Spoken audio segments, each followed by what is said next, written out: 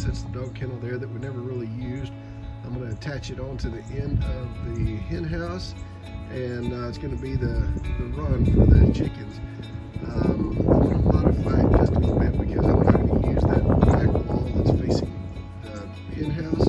So I'm going to open it up, give them an extra 2 feet or so of space to roam around. So I'll have to do a little bit of fancy stuff with the hardware cloth, make sure that I'm not able to get out the top. Nothing's able to get in the top, but it's doable.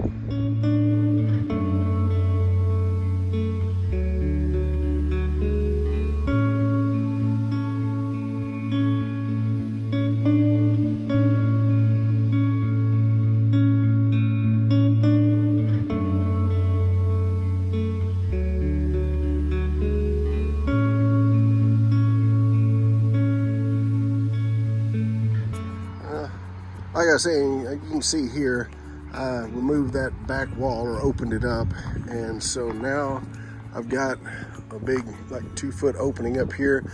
I'll have to cover that with something, hardware cloth probably is what I'll end up doing. That's just to keep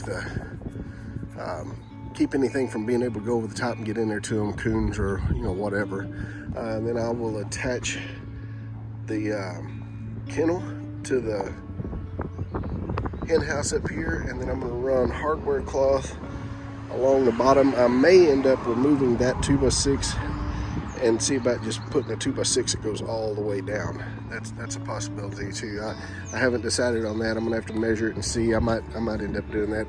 I may or may not already have some 2x6s that'll work for that. As far as these little doors down here, I am gonna leave those on there. I'm gonna have to do a little something with the latches. I feel like a smart coon could probably figure out how to get that thing open and get in there.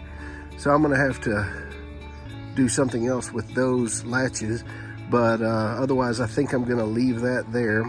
And then if I want to attach a chicken tractor onto it later on or whatever to move the chickens around the yard, I can put a little tunnel or something, to keep the chickens from getting away.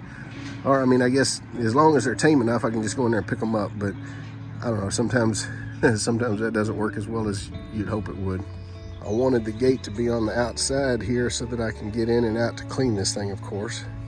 Then on this side, we've got the manual opening door. Probably gonna have to change that door out a little bit though. It gets kind of hung up, it doesn't work very well. And then we've got the automatic one over here. There'll be a gangplank that comes down in front of both doors, coming down to the ground to let the chickens go up and down it however they feel the desire to do so. And then I'm probably gonna have to go across here with something to support the top and stiffen it up a little bit, just to keep anything from lifting this up and coming in. So, but I would have preferred having that cover go all the way up against the chicken house there, but I like the idea of being able to expand the run by another 2 feet, so that's why I opened it up the way I did. Later on, as that little canvas top on this dog kennel wears out and is no good anymore, because you know what's going to happen, I'll probably cover that with either roofing metal or maybe like a greenhouse, corrugated greenhouse cover or something like that, and then it won't be that big an issue anymore. I can go ahead and bring it all the way up to the chicken house, but for now this is just going to have to do.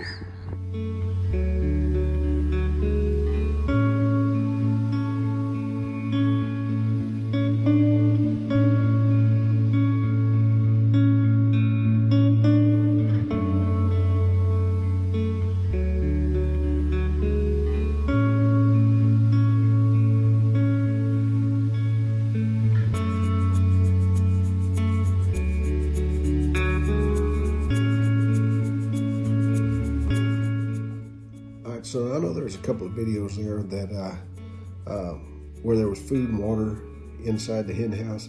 I just want to be clear, I don't suggest putting food and water inside the hen house. The only reason I did it is because I was still finishing up brooding these chicks. They still weren't quite ready to be turned loose outside, but they were ready to have a bigger space than the box that they had been in.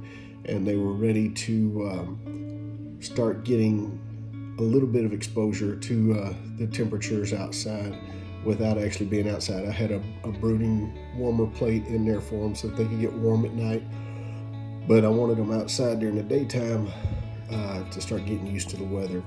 That's why I had feed and water in there.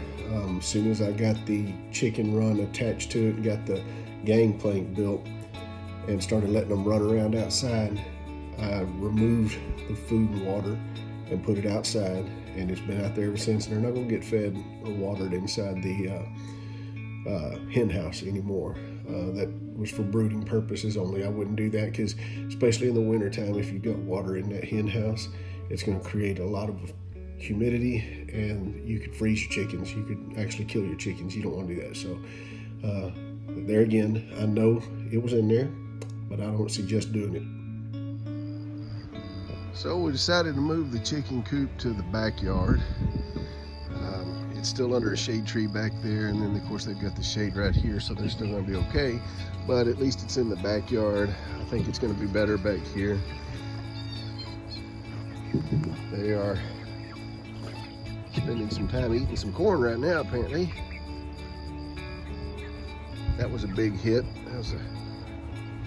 Eventually I'm probably going to either close in this back corner back here along this fence and make their chicken run bigger, or I may move it to the other side of this chain link and build them a big chicken run on the other side.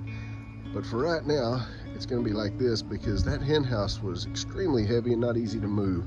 I had to use a tractor to get that stupid thing back here. Well, I had some plans to do something different today, but the chickens changed my plans, made my plans go a different direction, because last night when it came close to bedtime, I was trying to get them to go in their hen house because they've never done it before. Yesterday was the first day they've actually been out and about and roaming around in the chicken run. And I had this problem. So this dog kennel has holes that are about 2 inches by 3 inches. And the chickens were trying to squeeze through it. They didn't want to go in their hen house. And I don't think they could make it through those little holes. I think they're a little too big to make it through it. But now, as you can see, I'm having to wrap it with chicken wire. So that has changed my plans for today. And so that's what I'm going to do before I do anything. I know this is going to look a little haphazard because it's got hardware cloth on the bottom, and then it drops down to a shorter hardware cloth over here because I didn't quite have enough of the 36 inch to get me all the way around, so I had to use 24 inch.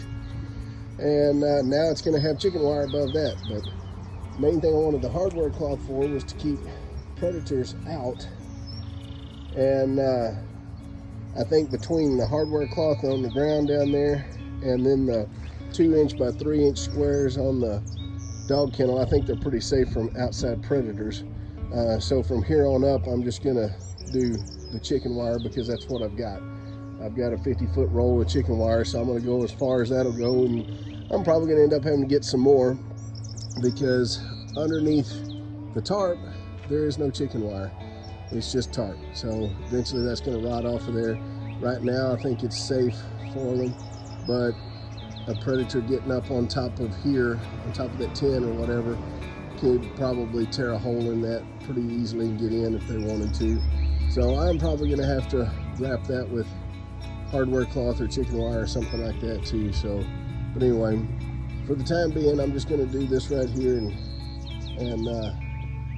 move on with it the way it is. Well, it's not as pretty as the hardware cloth, but it'll at least keep chickies in.